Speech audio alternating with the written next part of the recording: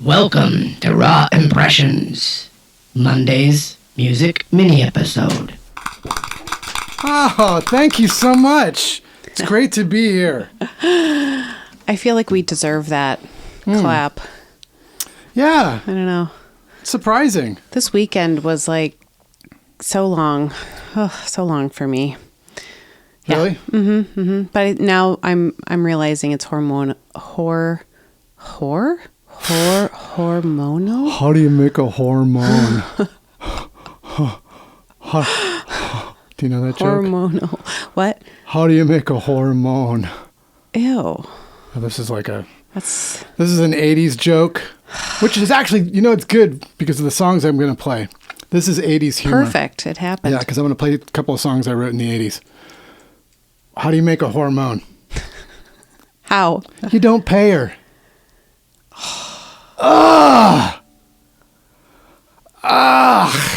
Icky. But a perfect prelude to this this icky 80s episode. Mm-hmm. I'm going to play some songs from the very first Sebadoh cassette. Okay. It was called The Freed Man. The cassette. The cassette. The cassette. Eric Gaffney and I made a cassette.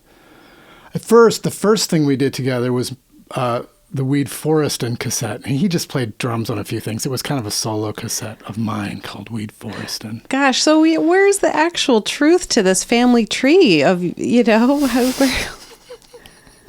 how does it actually start? Is this the beginning of Sebadoh or not? Or is Weed Foreston the beginning of Sebadoh? Weed Foreston is the beginning of my collaboration with Eric Gaffney. He was playing drums on my songs that I wrote on ukulele. So what is that called? Detuned ukulele. That's called Weed Foreston. I know. What was the group called? Then we called ourselves that was Centradoh. This is so fucking stupid. Oh, dear. Oh, God. God, I've told this story a million times. Sorry, I can't. So, I need the family tree but it's printed truly and on the convoluted. wall. And it's truly convoluted, and it's kind of like, who the fuck cares, right? yeah, I don't know. Who fucking cares? I was just curious. Why not? Why not? Mm-hmm. That's why we're here. I mean, I follow all sorts of Song leads that make no sense. Oh, in gosh. 5 notes. Here we go. Okay, great. Yeah, so This is from the Freedman. the Freedman cassette.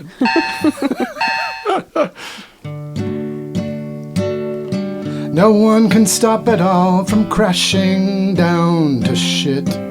Pushed to feel something more than just the sound of it. Time is the magic truth of story.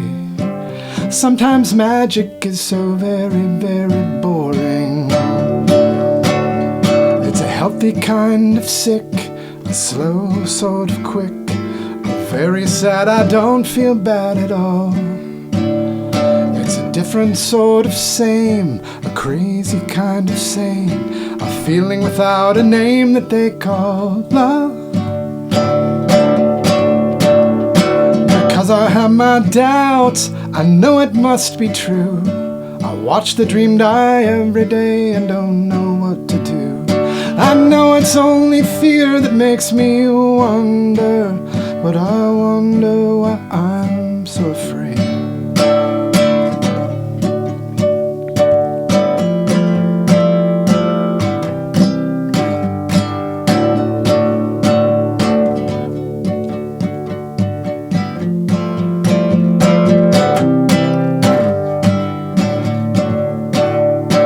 Because I have my doubts, I know it must be true.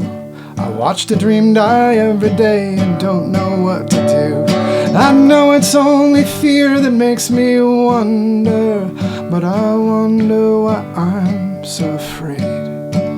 Yeah, I wonder why I'm so afraid.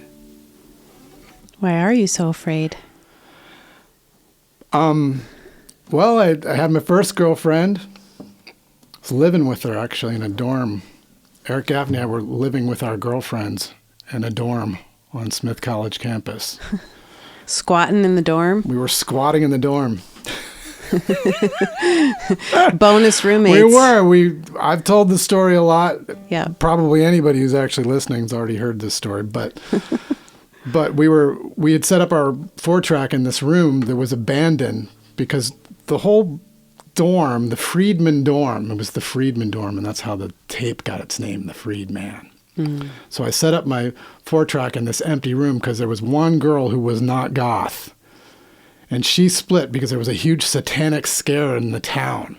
Oh, that's right. I remember this Right. story now. Like, Yeah. They thought the goths were hanging cats and doing rituals by the railroad tracks down near the Price Chopper where Elliott Smith worked. So at the same time. Cray. Anyway, I didn't know him then, but he was there. But he was there going to Hampshire College. But Crazy. this was Smith College, yeah. But this was Smith College. Living parallel lives, and We you were didn't living- even know each other. Yeah.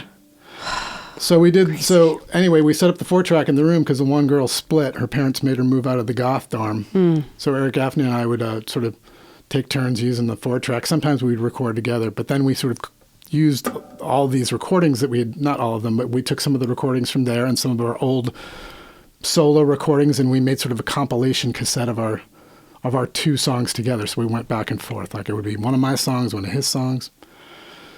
And that was the first Sebadoh cassette. And we sold it for $1 at Main Street Records, which was this really amazing record store in downtown Northampton, Massachusetts. How many did you press? I don't know. A couple of shoe boxes full. That's it? Yeah. So whoever has one of those, it's pretty rare. And this is what I've heard. May not be true. This may not be true. I heard that Jack Black bought one on eBay. Oh, really? May not be true. I wonder. I was just going to say, how would one get one now? eBay? And then you said that I don't story. even have one. You don't? Mm-mm. You don't even have one? No, I have the very original cassette that we made all of the dubs off of. Okay. Meaning when we made new cassettes, I have the cassette that we copied it off of. Sure, so you have the OG. Okay. I've got the OG cassette, but not the cover.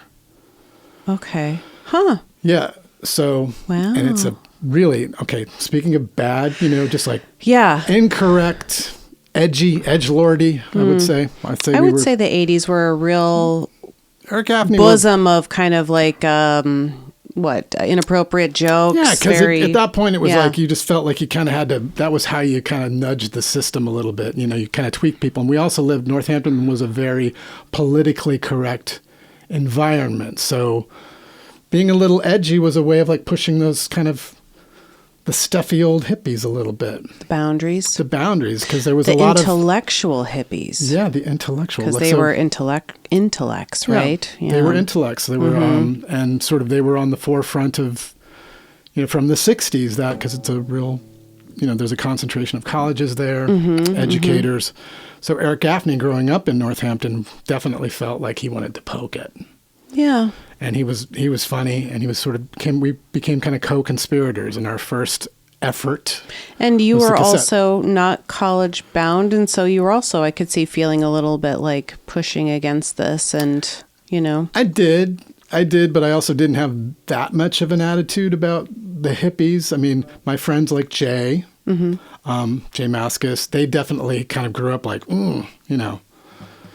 Like, but for me, coming from Michigan, I did not have that. That was not part of my world. At that time, when I was... And that was a different relationship. I'm only interrupting because when you say hippies, they did play a big influence in your life, but it changed then, because you're saying it didn't really bother you when you were... When I moved to Massachusetts, I really enjoyed a town like Northampton because it had an incredible record store. I enjoyed the college radio. I enjoyed the alternative culture. I enjoyed the left-wing aspect of it. Yeah. And do you feel like the hippie culture then evolved more to become more left-wing? Or because...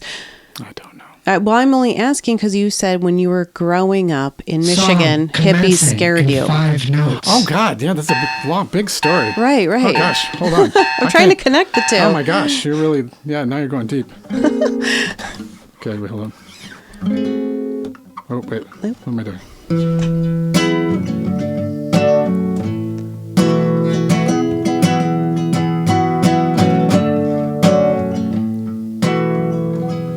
My soulmate is a special girl. a girl that's just like me. She'll share tremendous oral sex and try everything she sees. She won't be insane or hung up like most other girls. I'll worship her until it hurts, 'cause she's on top of my world. And ooh, I'm a sad man. I can't ignore what life could hold for me. I'll probably have to have sex with a lot of girls before my soulmate reveals herself to me.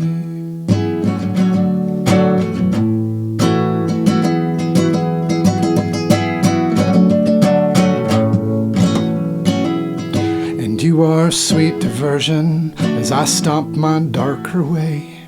Don't let your heart get out of hand, 'cause I'll step on it one day. Maybe it's too sad to mention, maybe I am gay. A moment or two may shine unsure, just to quickly fade away.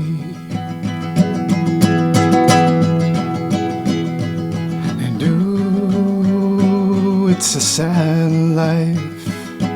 Sometimes real sweet girls get left behind. But baby, baby, baby, it's a man's life. And I gotta tear up everything I find. Ooh, I'm a sad man. I can't ignore what life could hold for me. I'll probably have to have sex with a lot of girls before my soulmate reveals herself to me. There's a lot in that song. That was meant to be, that was like making fun of the male attitude towards women. Like that was what I saw. Machismo? Like yeah, kind of? machismo, like the kids in my high school or even my friends, the way they talked about women. Mm-hmm. Again, very common in that, very typical yeah, you know, of like that they were like, time. You know, I mean, I felt as a young man, I thought the way we talked about women, I'm just going to say it. I didn't approve. It chafed. It chafed, but that song is me kind of making fun of that. It's like you know, being macho when you're just a, 19-year-old stoner. It seemed absurd to me. How perceptive of you. Yeah. Interesting. But the cassette that we made that song is on, that cassette, I'm going to put a censored version of it on Substack. Mm-hmm. And it's also going to be abridged because I'm going to take out Eric Gaffney's songs. Yeah. Because he would be angry at me if I was to make the cassette available with his songs on it. He would be, but I'm going to put the cassette as it exists with just my songs and the sound collages in between it. But even then I had to censor it because I was telling you about it yesterday. There's like, I thought, I can just put this cassette. I'm like, oh my God, there's stuff on it that I could never, a lot of like stuff from porn and yeah. It seemed really I was like, whoa. Seemed dated? Dated a little bit. Yeah. But sure. Maybe the songs aren't. I don't know. Well, I think both of those songs are great for such a young fellow to write them. I listen to them now. When I play them now, I'm like, at the time I was in Dinosaur Jr. when I wrote those songs. Oh, really? Okay. I did, but I didn't think my songs were good enough for Dinosaur Jr. Like I would not have presented those songs to Jay because I would be afraid of being ridiculed. Those are not Dinosaur Jr. songs anyway. But they could have been, but they weren't. No, and they aren't. Yeah, they're not. And it didn't happen. Yeah, that's okay. But yeah, they're songs though. Yeah, they're really. I was Yeah, I was like listening to them more intently than typically. Right. Oh, we didn't get to your hippie evolution. Talking. All right, well, maybe we'll talk about that another time. Monday. The hippie evolution is something for the history books. I cannot articulate what happened with that. I was talking about your personal hippie evolution. That's true. I grew up deathly afraid of hippies. Right. Which you mentioned 70s. Just recently in a more recent episode. That's why I thought it was funny. Because I thought hippies were bombing buildings and murdering people. Well, they were, weren't they? Well, according to the media, they weren't. Oh, according to the media, sure. According to the CIA. See, this is where it gets complicated. Oh, my goodness. This is where it gets complicated. What's truth? See, yeah, I know. It's truly the beginnings of the great American confusion. Hippies just annoyed me. I think we're still living through like a bit of a backlash. Mm-hmm. A bit. I won't even talk about it. It's a full-on fucking... All right. Okay. See you later this week, guys. Raw impressions.